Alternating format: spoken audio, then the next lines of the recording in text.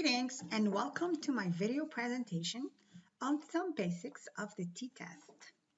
My name is Fahima Basha.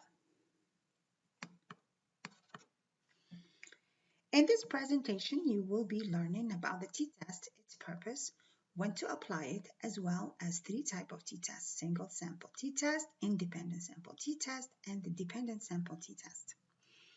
Before we begin, a little background about the t-test. It was introduced by William Seeley Gossett in 1908 for the quality control of beer. He published his mathematical work under the name student. That's why the t-test is also called the student t-test. Here are some keywords that you need to be familiar with. Inferential statistics. We use inferential statistics to make judgments about observations or to infer from a sample. The sample is a set of data collected from statistical population. A population in statistics refers to the total set of observations that can be made. A mean is the average. Assumptions in statistical tests, assumptions are made, and when these assumptions are violated, the results of the analysis can be misleading. The variance is the measure of the spread between numbers in a data set.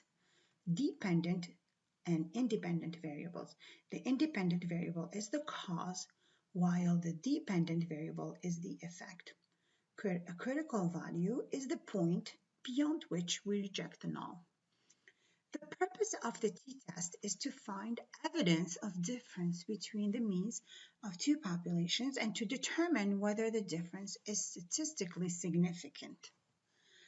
To analyze, to understand, or to analyze which t-test to use, or to determine actually which t-test to use, we need to answer the following questions. Are we comparing means?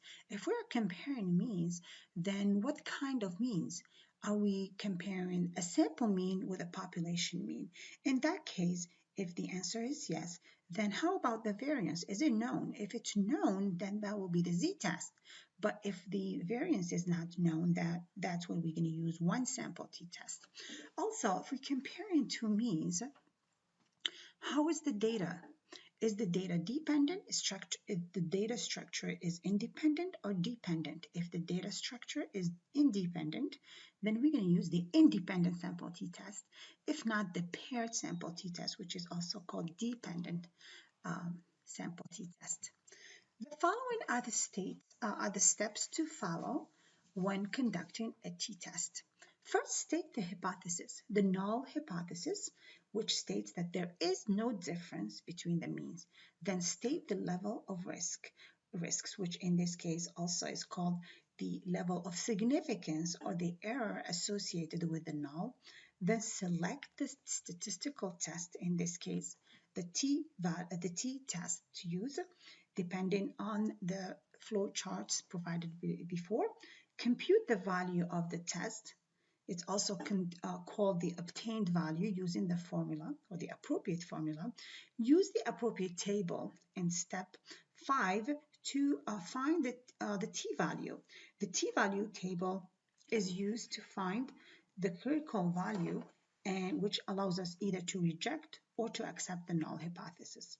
Step 6, compare the value obtained with the critical value.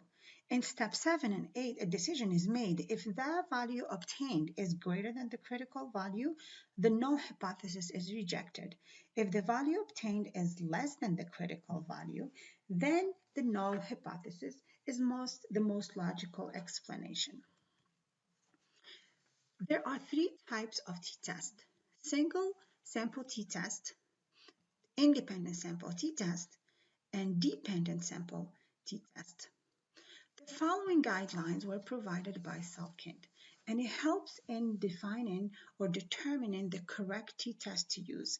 So always ask the question, are we examining relationships between variables or examining the difference between groups? If we're examining the difference between groups, then are the participants being tested more than once? If the participants have been tested more than once, And how many groups are we dealing with? If we're dealing with two groups, then we use the t-test, the independent t-test. Same on this side. Are the same participants being tested more than once? If no, how many groups? If we have two groups, then we use the t-test for independent sample. So a single sample test is used to determine if a sample comes from a population. It compares a single sample test, a single sample mean to the population mean, and it determines if the sample comes from a population. The following formula is used to calculate the single sample test. It's based on the X bar sample mean, the mu0, which is the population mean, as well as the standard deviation and the sample size. The independent sample test. The independent sample test evaluates the difference between the means of two unrelated groups. It is used to analyze a control and experimental group, and in an independent sample test, both dependent variables, both a dependent variable and an independent variable are needed. Assumptions must be made in order to conduct the t-test, the independent sample t-test. There are assumptions on independence, assumptions of normality, and assumptions of homogeneity. The independent t-test formula is as follows. If needed to be computed manually, the following data will be needed. Mean for group A, mean for group B, the score in group 1 and 2, as well as the number of scores in each group. The dependent sample t-test, it is also called paired sample t-test, is used to compare means from two related groups. It is used to determine if the mean difference between two groups is 0. The dependent sample t-test also makes several assumptions. The dependent variable must be continuous. The observations are dependent of one another. The dependent variable should be approximately normally distributed, and the dependent variable should not contain outliers. The following formula computes the dependent sample t-test. It needs the D and the N. The D is the difference between the groups of scores, and N is the number of pairs of observation. Finally, we need to interpret the t-test. We use the effect size, which measures how different two groups are from one another. So the D refers to Cohen's d, which basically determines how different two groups are from one another. We will need the mean for group A and the mean for group 2, as well as the standard deviation from either group. The following are guidelines to use when trying to analyze the d value or Cohen's d. If the value ranges from 0.0 to 0.20, then the effect size is small. If it ranges from 0.20 to 0.50, then the effect size is medium.